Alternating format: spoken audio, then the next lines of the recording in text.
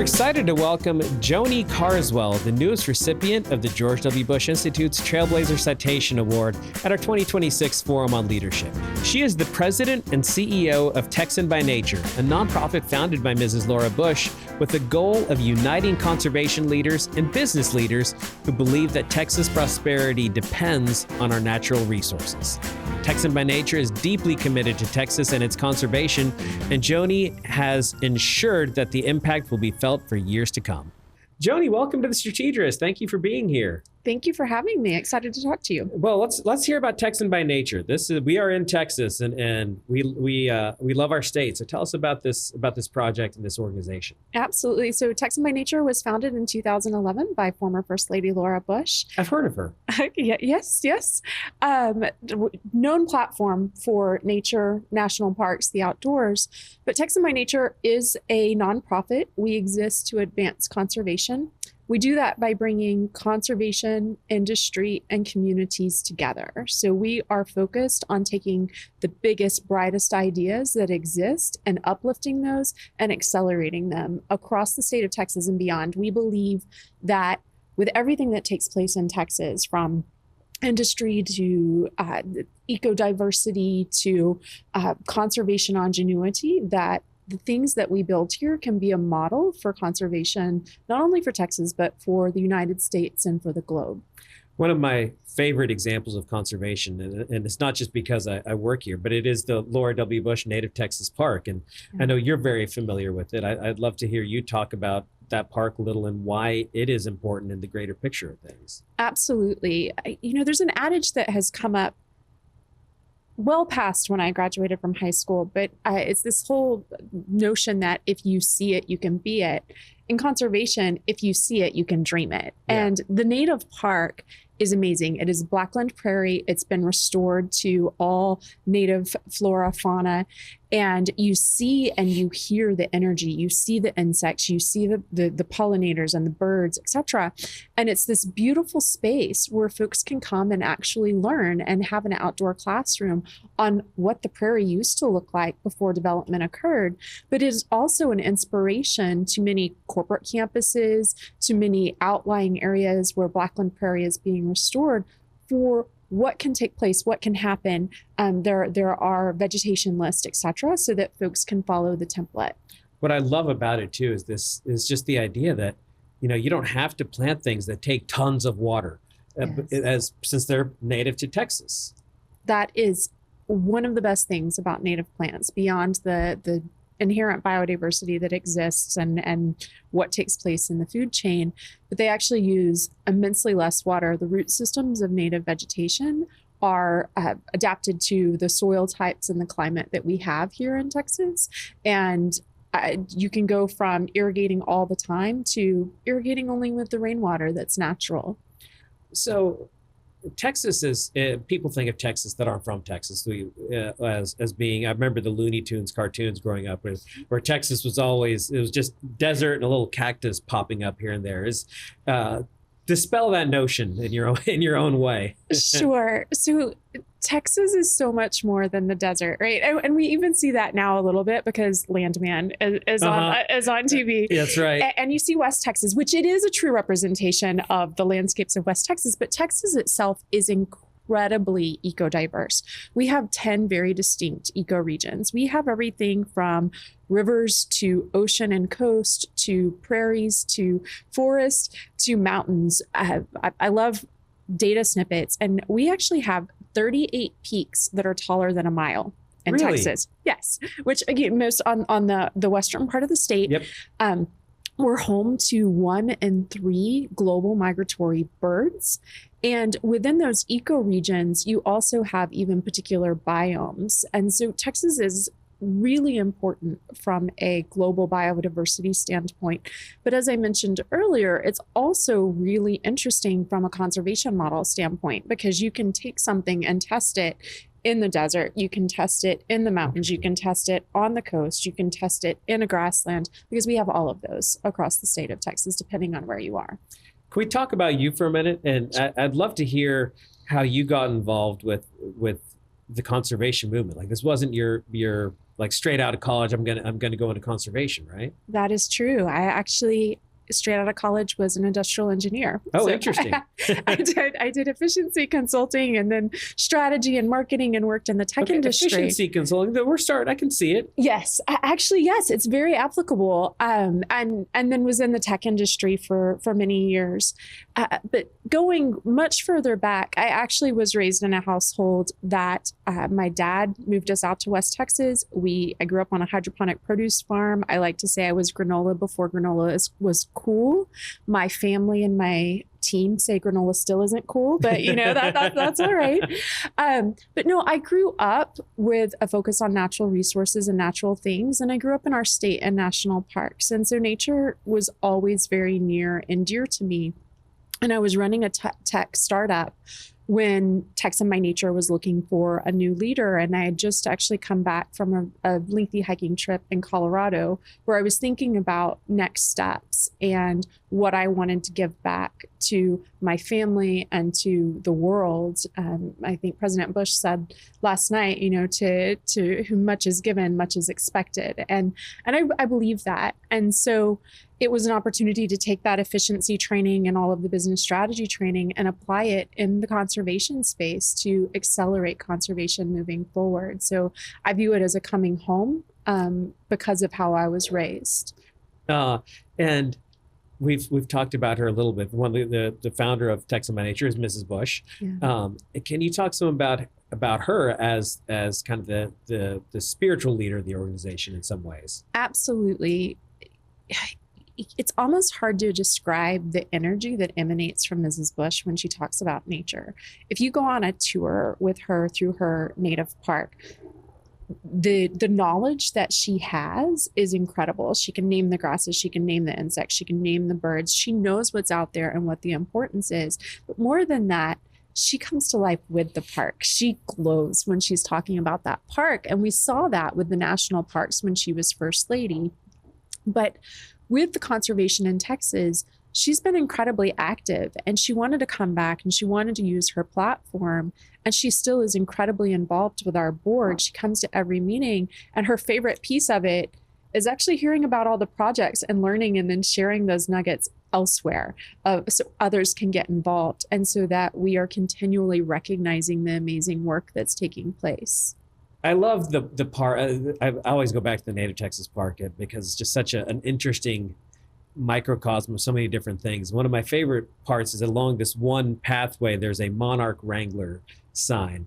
And I know that's tied to Texan by Nature. Can you talk about the monarch wranglers? Absolutely. So one of the things that if you look out across conservation, there's a lot of people doing great work, but sometimes it's thankless. There's not a lot of recognition for it. And then there's a lot of people who want to get involved, but they don't necessarily know how to do that. And so Monarch Wrangler is actually a recognition program that recognizes incredible work done in conservation. And then we publish those stories on our website. So if someone is looking for something to do at their own home or at their own company, they have examples to follow. So Monarch Wrangler means that this park has focused on native grass and flowers to create habitat specifically for the monarch, but it actually benefits all pollinators. And that sign is meant as a conversation starter and a hey, this is great work that others can do. And there are education points that go along with those. We've actually evolved that into our Texan by Nature certification program, where entities, whether you're a scout troop or an individual who's done great work or a corporation, you can submit. And if you can highlight how the project started, what you did to create action and change, and then what the resulting impact was, that's something that we'll certify and highlight so that others can follow your lead. And that's at texanbynature.org? It is. And the other thing that I know we participate in as an organization, I know others do, is Lights Out Texas. Yes. Can you talk some about Lights Out Texas? Yes. So I mentioned Texas is one of the, if not the most critical point in the planet for migratory birds. I'll get the number wrong, but it's billions of birds fly over Texas each spring and each fall. But across the globe, of all migratory birds, 1 in 3 fly across Texas. Most of that migration occurs at night. And so if you have lit up buildings and the sky is really bright, the birds get disoriented and actually will fly into buildings. They lose their migratory pathway. And so Audubon, Cornell, a lot of really big groups have come up with ways and practices to change lighting position or to turn lights out at night so that the birds have a path and don't fly into buildings. And so we have a big initiative every spring and every fall that's called Lights Out Texas. And we've seen great participation from municipalities, from corporations, and from everyday citizens in changing their lighting. And we're not talking about dark grounds. You can still have light on the ground. It's just don't shoot it up into the sky where it's disorienting the birds. And that's something that many industries are actually seeing. They have their nighttime safety. With the change in lighting, it's reducing glare and it's safer. And so it's actually beneficial to those folks as well. It's beneficial to nocturnal wildlife as well, even beyond the migratory birds. But it's something you can participate in year round, but particularly during the migratory seasons of fall and spring. I love this because it's something that I've done a couple of things because of Texan by Nature and the Native Texas Park. One was the lighting. I had some lighting installed, and they were going to do uplights. I said, no, let's not do uplights. Let's do downlights from the eaves instead. Learned that from you guys. And I planted some salvia around the edge of my house there, which is great for the pollinators, right? Yes. And have you seen butterflies? I actually have seen butterflies, and I'm hopeful too that by going more native, maybe I'll have a couple less mosquitoes. Yes. Yeah, I might be making that part up. Well, we can hope. and so, these ideas are so important. We joke about my 2 salvias probably aren't going to change the world, but if we can all make these little differences to our home state, and the plants are lovely plants. They're like, I hear people go, well, I really want this really pretty, insert imported tropical plant that needs tons of water, but you really can do beautiful things with the native stuff, right? Absolutely. And I love the example that you gave. What are these 2 salvia going to do? There are 30 million people in Texas. Mm-hmm. That's 60 million plants if each person did that. That's huge. Yeah. That would erase a lot of issues that we're seeing today. So even that seemingly little, it's not, little thing is helpful. It's opportunity for everyone to get involved. So I do sometimes worry about, the Texas population is growing fast. Yep. People are coming here. It's a great state. It's a beautiful state, both naturally and in terms of business opportunity. But to have a state, you have to have water. Yep. To exist, we all have to have water. And I sometimes worry about water and drought and what should we know about that as Texans? So it's concerning. There's been a lot in the press, a lot in the last legislative session, but there's no one-size-fits-all solution. Texas Water Development Board has something like 5,800 strategies in their Texas Water Plan. That's a lot. That's a lot.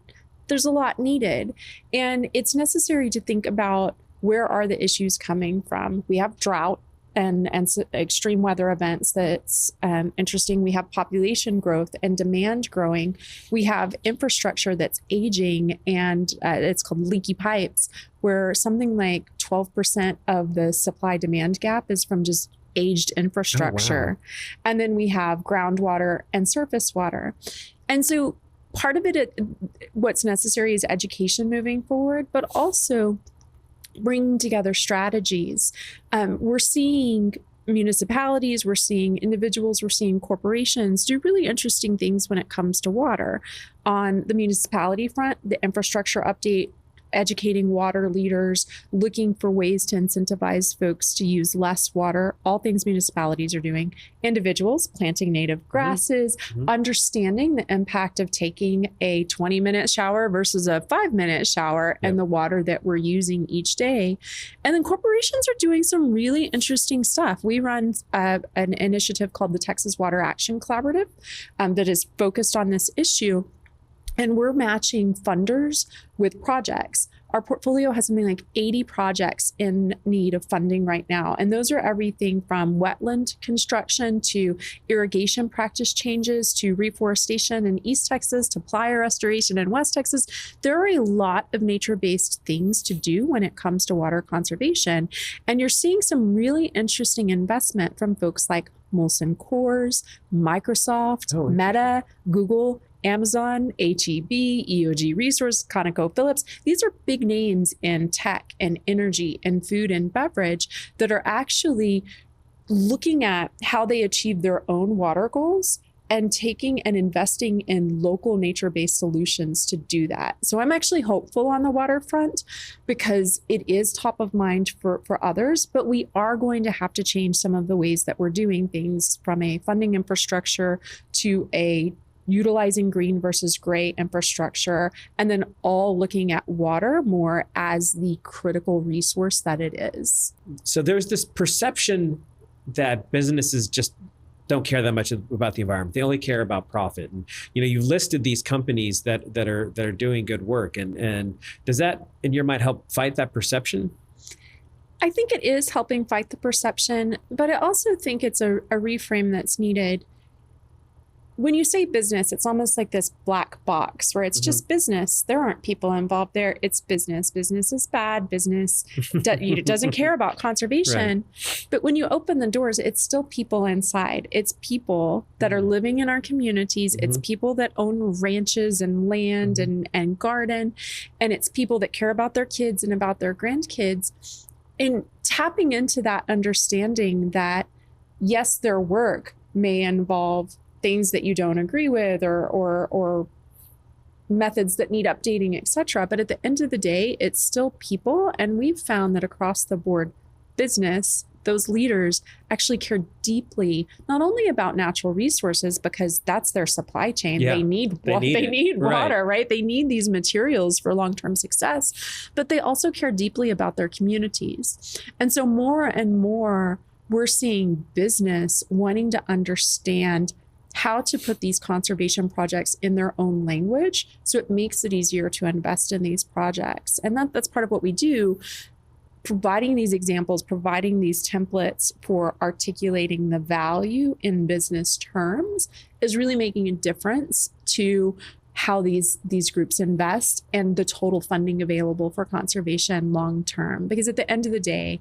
we're all people, we all need nature, and it's good business for all to take care of it. I feel like the model used to be a business would have their CSR, their corporate social responsibility department, and they would do some things that feel good. But it seems like it might be moving toward it's more core to the business. That's what we're working on. So we internally at Texan by Nature, we talk about moving conservation investment from philanthropy to operational investment. And I absolutely think we're getting there. I think the beverage industry is leading the way because water is their business. Right. And so they have the longest amount of time in it. But you're seeing tech quickly replicate with the data center build outs and the use of water and technology. You're seeing them learn quickly and then innovate on what the beverage companies have done.